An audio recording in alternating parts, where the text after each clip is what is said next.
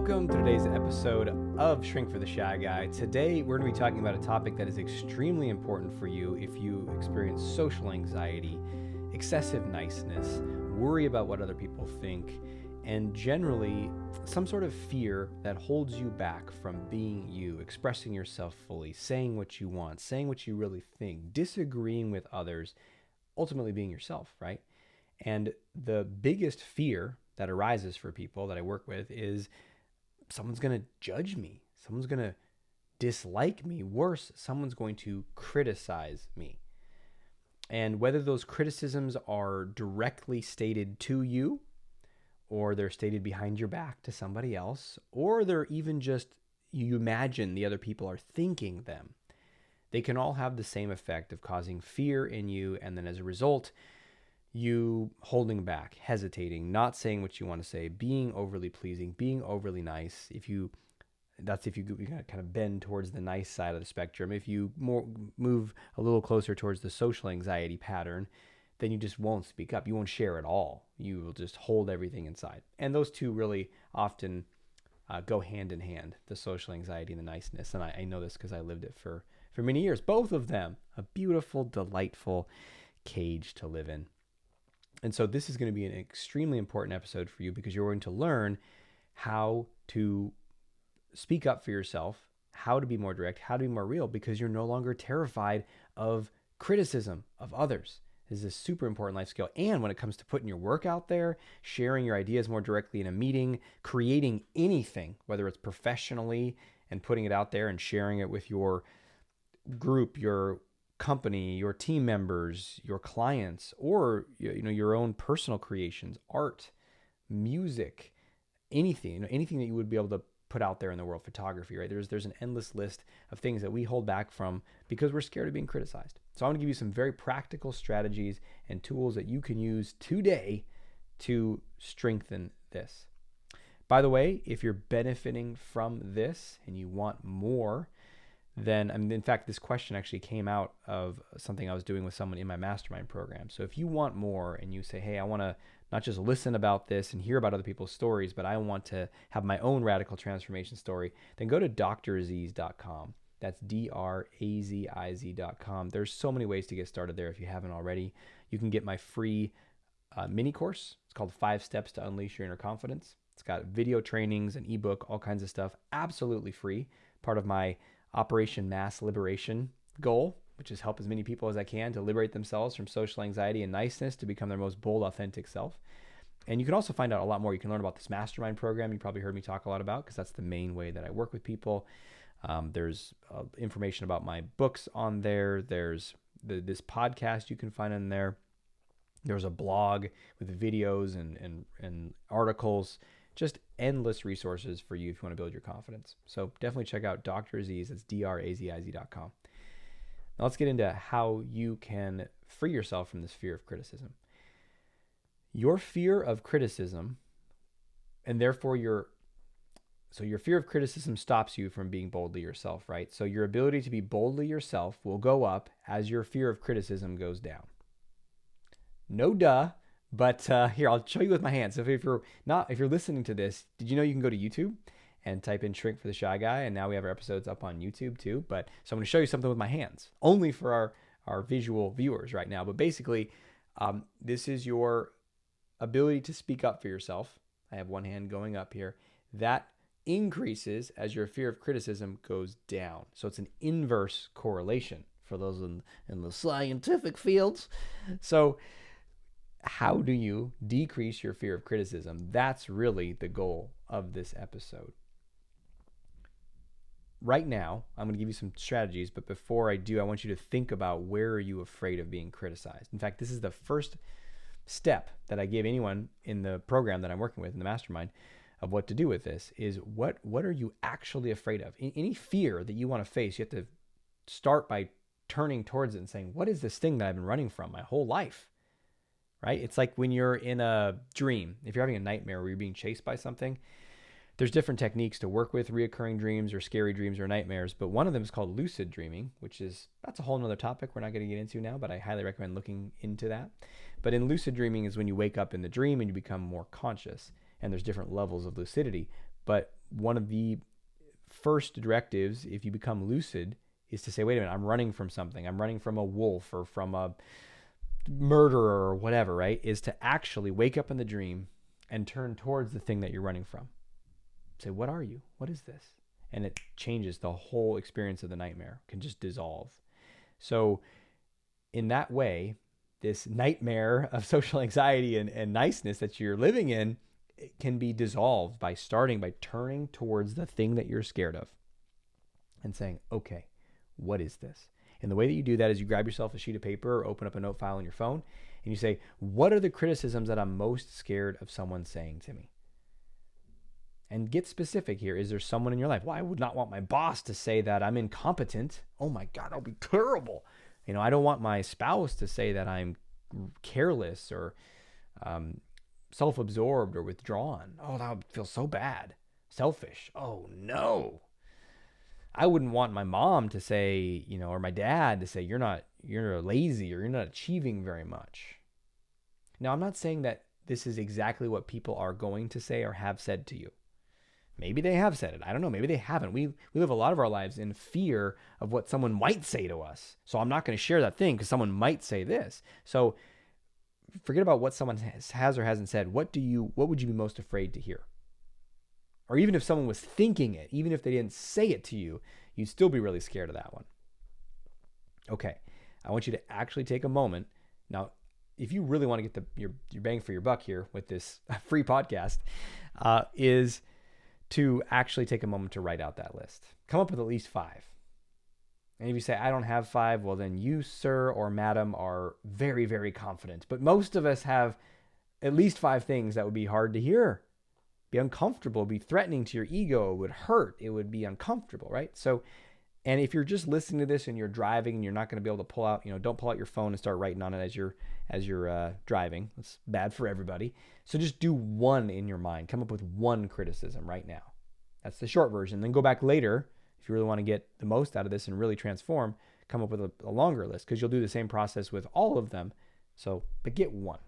So what's 1 right now? Someone's going to think I'm stupid. Someone's going to think I'm ugly. I'm not worthy. I'm desperate. I'm needy. Get cut right to the core of it. It's not flowery. It's not 5 sentences long. If it is that long, cut right to the essence of what is the knife that would go into the belly. Like, oh, that got me. Right? You don't really care about other people. You're only in it for yourself. That's one that would get me a lot until I worked on it more and more. Okay, so now you have your criticism, right?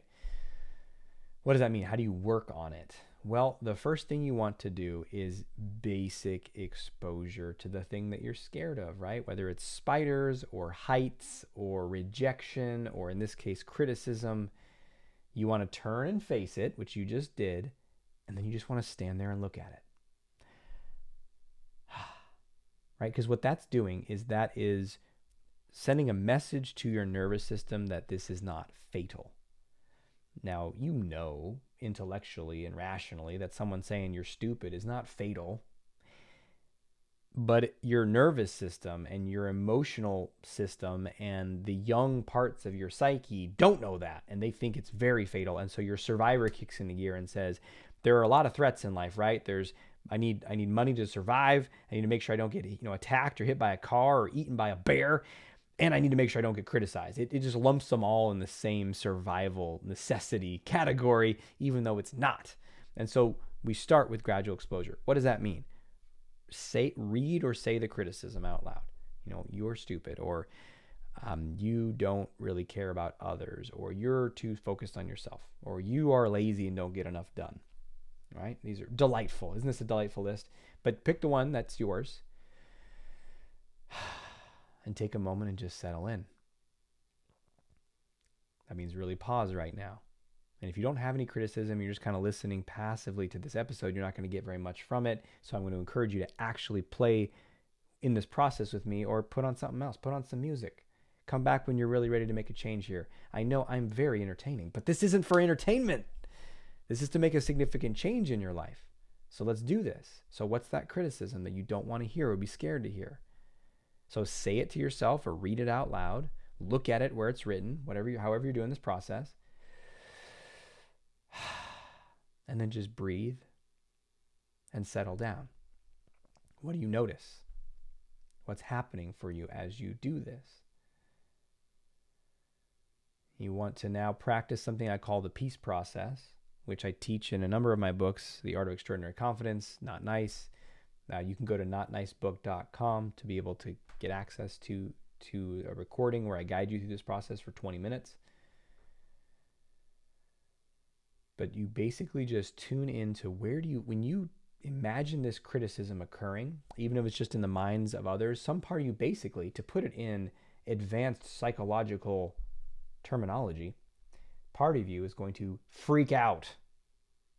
And that's going to be experienced as tension in your ribs, hurting in your chest, a tightening in your stomach, a increasing of your heart rate. Maybe your extremities feel like, I gotta go flee or fight or do something. Great. Whatever is occurring for you, you just stay.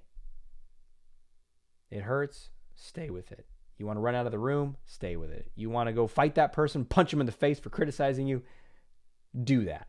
That's called assertiveness. No, stay with it.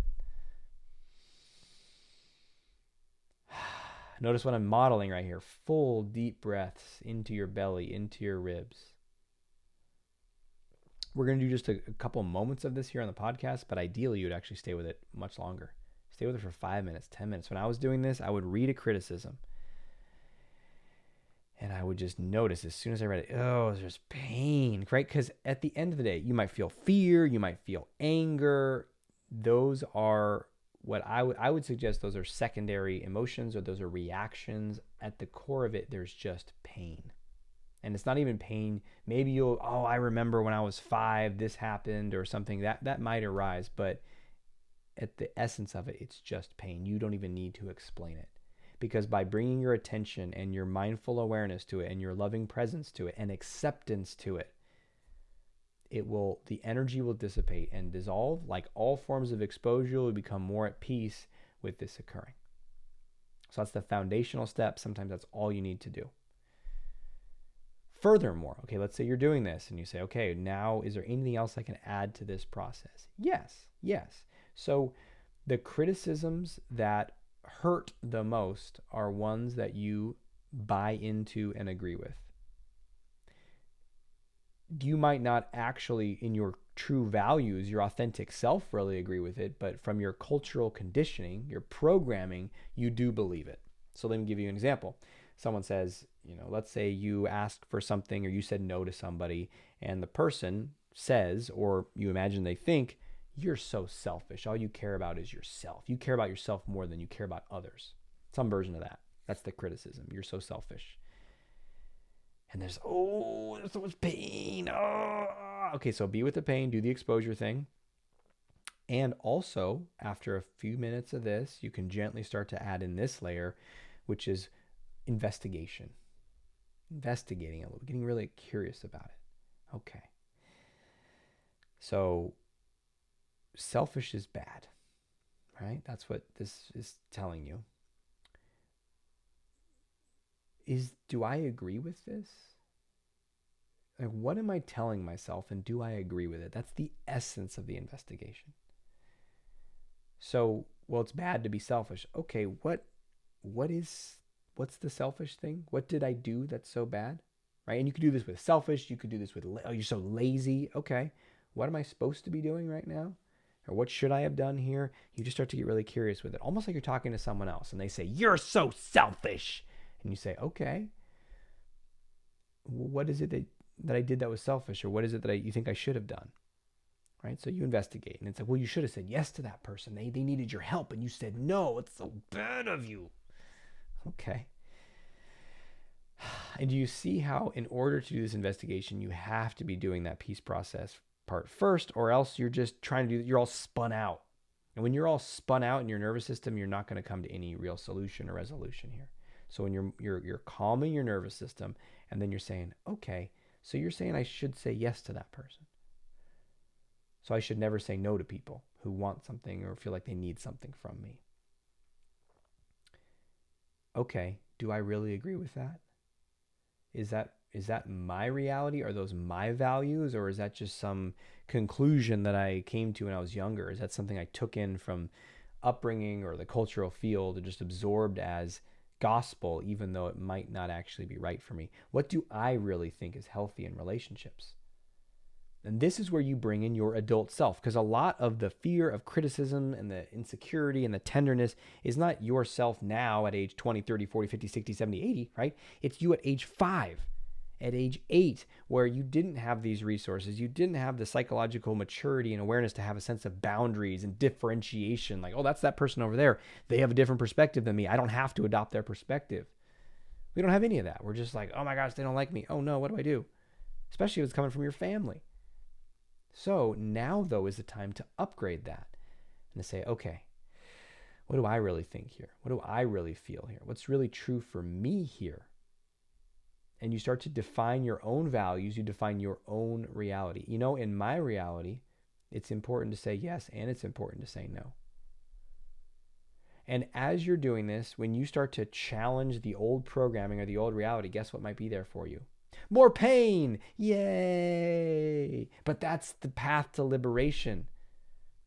Liberation isn't just getting all hopped up at a inspirational, motivational talk or event and saying, I can do anything. Yeah.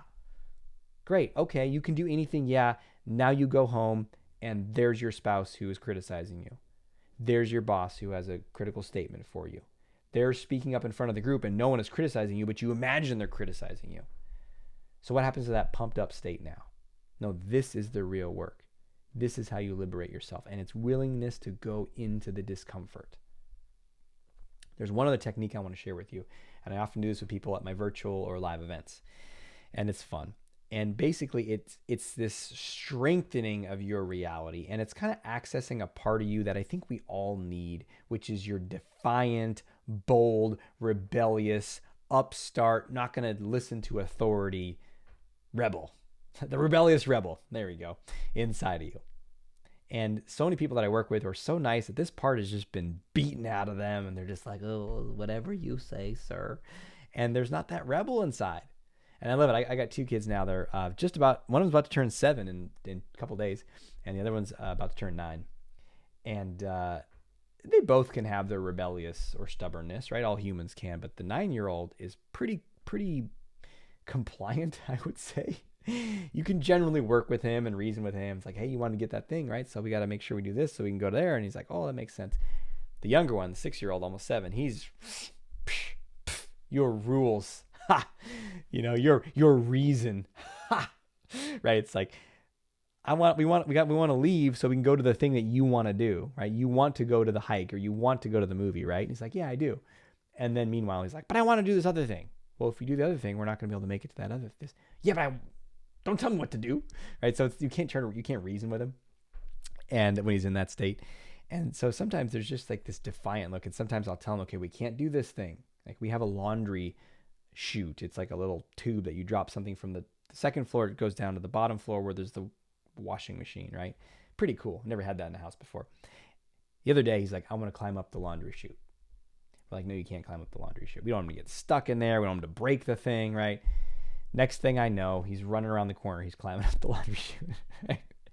So, and sometimes when I come at him hard with a boundary, like, no, you're not going to do that. He gets this look in his eye. It's like, how dare you defy me? How dare you try to control me, right? That's what you want to access.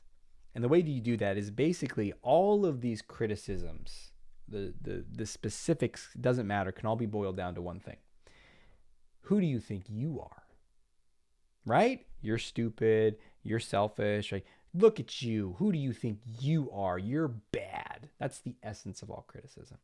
And the way that you challenge that is you breathe in, you stand up tall, you open your shoulders back. Maybe you put on a song that gives you a little bit of punch, maybe some rap or something with some rock. You know, they got those genres especially capture that kind of rebellious, like stick it to the man, right? And you access that part of you, like, who am I? Who am I? Well, at the events we curse, but trying to see how to do this without cursing. I'm cleaning up my ways in this podcast, by the way. Aziz mother effing Gazapora, that's who I am. right? So who am I? Who am I? Aziz mother effing Gazapora. Who are you? Right? I know this is a silly thing to imagine doing by yourself in your car, but it's accessing an energy. And it's not necessarily exactly what you say. It's accessing that who am I? Who am I? And that's like, I belong here. My reality has a place here. And I challenge, I defy the authority with which you are trying to imbue your reality to make it stronger than mine. No. And that right there is how you access that sense of power. So let's talk about how I'll bring this all together for your action step. You ready?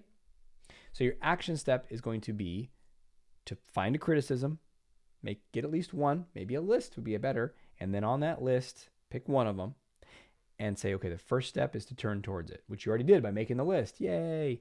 The next step is going to be the gradual exposure. Just expose yourself to it. Be with it. Do the peace process with it. Sit with it. The suffering and the upset and the angst and the drama and the fear and all of that doesn't have to be there. That's not in the criticism. That is in your response, your reaction. Just remember that. As bad as it feels, we so often get caught up in the drama of how dare they have said that to me.